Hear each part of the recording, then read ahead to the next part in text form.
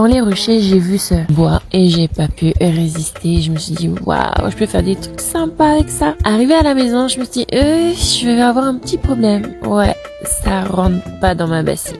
Mais du coup, je me suis dit, je vais faire ça en 2 fois. Comme d'habitude, bicarbonate pour traiter tout ça, avec un peu beaucoup d'eau de javel. Ouais, tout ça d'eau de javel. Et ensuite, un peu de savon lessive. Une bonne poignée de savon lessive. Avant d'y mettre de l'eau. Oui, quand le tuyau n'est pas complètement entortillé. L'eau, ça vient.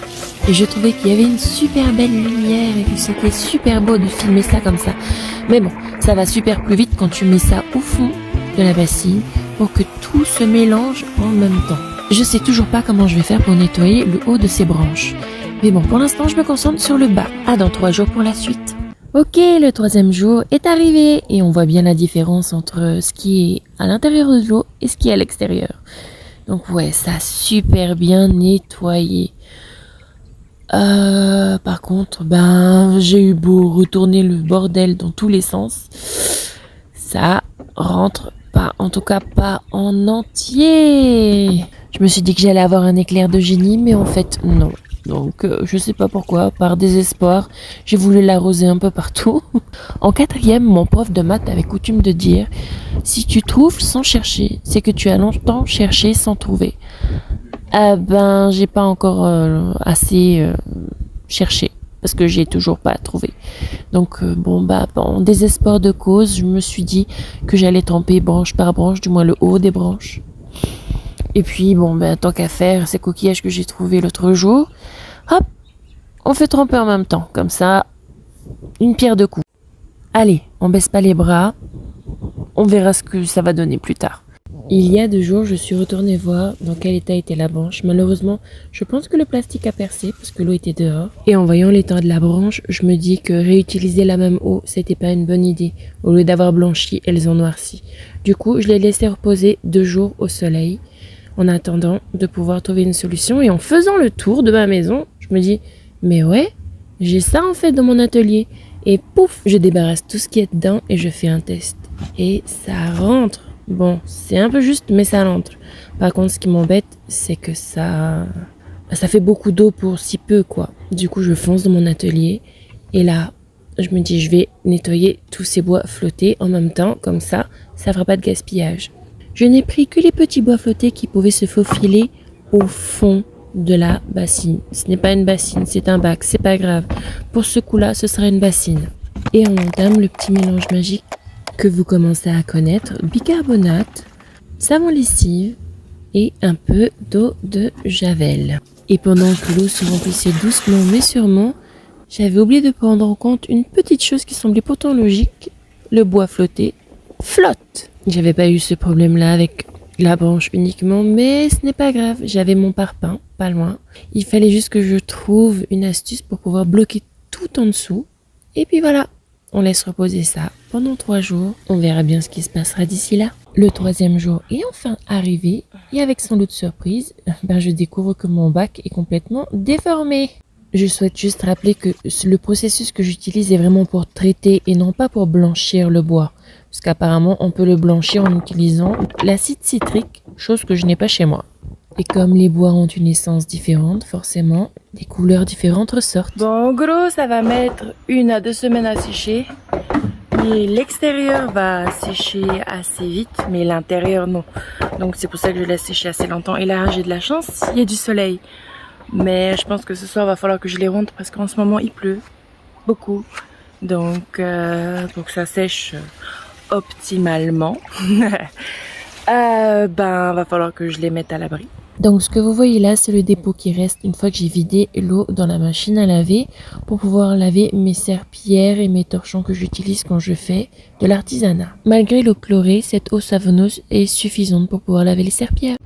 Il y a un mois, j'avais trouvé cette branche en bord de mer, je l'ai ramenée chez moi et je l'ai traitée contre les parasites.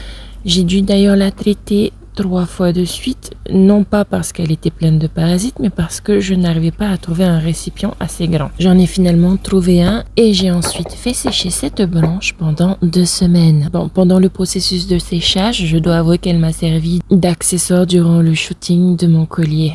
Encore merci chérie! Et là, finalement, après 2 semaines, la branche est bien sèche. Et donc, on va pouvoir entamer le processus de nettoyage. Ce qui consiste en fait à poncer la branche et enlever toutes les imperfections. Et en bonne polynésienne, on utilise tous ses membres possibles pour pouvoir la nettoyer dans son ensemble. Et bien évidemment, j'ai regretté d'avoir fait ça près de ma terrasse parce que c'est super salissant et je venais juste de passer la serpillière. Bonjour la poussière. Le pire, c'est que je m'en suis pas rendu compte tout de suite. Enfin bref, quoi qu'il en soit, on peut remarquer là où je n'ai pas réussi à aller avec mon éponge que j'ai détruite. Du coup, je vais continuer dans les coins avec ma Dremel, mais ce sera pour plus tard parce que là, c'est l'heure d'aller au travail. Petit historique, bon, j'ai trouvé cette branche il y a quelques semaines, je l'ai nettoyée, poncée et je l'ai lasurée. Je n'ai pas utilisé de vernis finalement, c'était de la lasure. Et je voudrais la placer là. Oui, attendez, une seconde, voilà, là. Petit problème, je ne sais pas comment la fixer. Bon, idéalement, j'aimerais bien que ce soit un peu plus haut afin d'avoir un puits de lumière juste au-dessus de mon évier. Mais je n'ai aucune idée de comment la fixer. Donc, si vous avez des idées, n'hésitez pas à me les partager. Je suis ouverte à toute proposition. Sur cette branche, je vais mettre ces guirlandes, il y en a 2, solaires, qui fonctionnent dès qu'il fait nuit. Et elles s'éteignent une fois que la batterie est complètement consommée. J'ai acheté ça à Carrefour si ça vous intéresse. Je ne sais pas s'ils en ont encore. Donc cette branche m'enquiquine. Je l'ai bien préparée et je ne sais pas comment la fixer. Mais j'adore la couleur du bois. On dirait vraiment une branche morte qui brille. Je trouve ça sympa, donc ce serait chouette si j'arrivais à la fixer.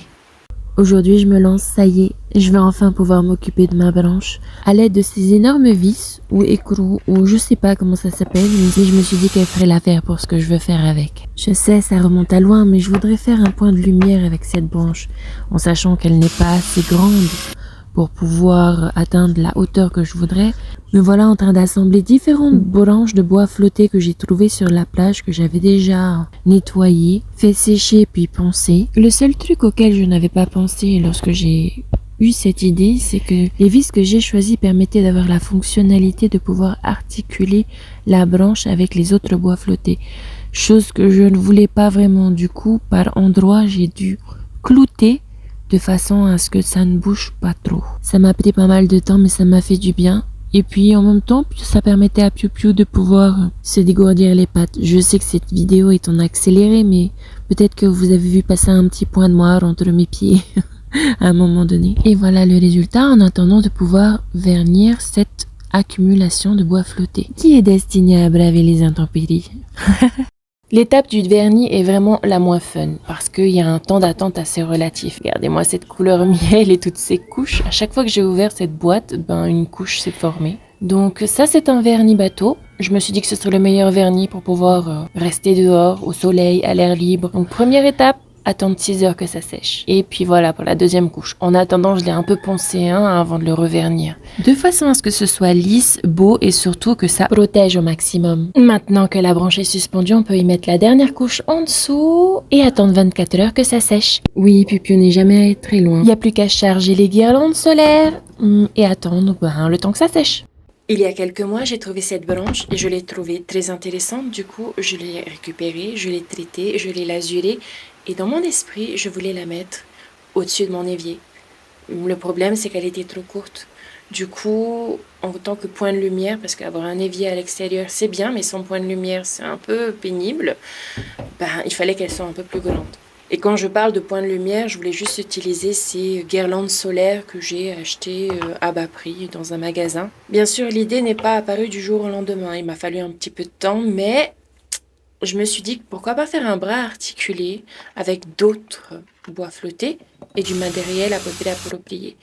Donc voilà, j'ai commencé à créer ça au fur et à mesure. Je me suis mise à assembler branche par branche jusqu'à atteindre l'hauteur que je voulais. Ça m'a demandé 2 jours de travail et de temps d'attente pour enfin pouvoir installer ma branche à l'endroit que je voulais et ça donne ça. C'est plutôt pas mal, je suis assez contente du résultat. Maintenant, il faut juste installer les lumières que j'ai au préalablement démêlées parce que c'était tout emmêlé. Ça m'apprendra à laisser traîner mes affaires, Et en faisant ça, je me suis dit que j'aurais dû me remettre au sport parce que en les installant, j'ai eu mal au bras, c'était loin. Je pouvais pas monter sur l'évier, j'avais peur de le casser. Donc, pour installer la guirlande sur la branche, je n'ai absolument pas utilisé ni de clous ni de vis. Je voulais juste tourner autour de façon à ce que ça reste le plus naturel possible, comme si la lumière émanait de la branche en fait. Et encore une fois, mon cerveau a voulu créer une difficulté. Je me suis dit pourquoi pas faire comme l'arbre de Eywa dans Avatar, avoir des guirlandes lumineuses qui pendouillent le long de la branche. Donc je me suis mise à la tournicoter comme ça, en espérant que je ne casse rien. J'avais peur que voilà, que je manipule tellement le fil dans tous les sens qu'il se casse et qu'après la lumière ne fonctionne plus. Donc je l'ai fait tournicoter, à défaut de l'avoir toute droite. Et ça m'a fait des petits tire-bouchons. J'ai trouvé ça mignon. Malheureusement, j'avais pas le temps d'installer la deuxième guirlande parce que c'était déjà l'heure d'aller au travail. Donc je me suis dit que j'allais mettre ça là, en espérant que ça charge la lumière pour ce soir. Mais voilà le résultat. Deuxième guirlande demain matin. Ou ce soir en rentrant du travail.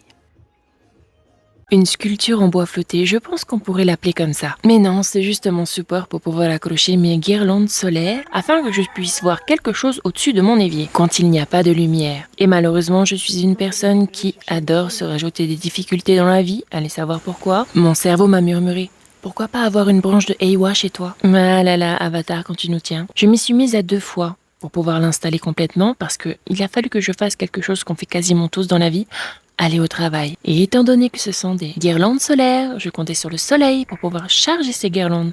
Mais le soleil n'était pas au rendez-vous le lendemain. Et il a encore fallu que je me rende au travail, et je dirais même que la situation a empiré.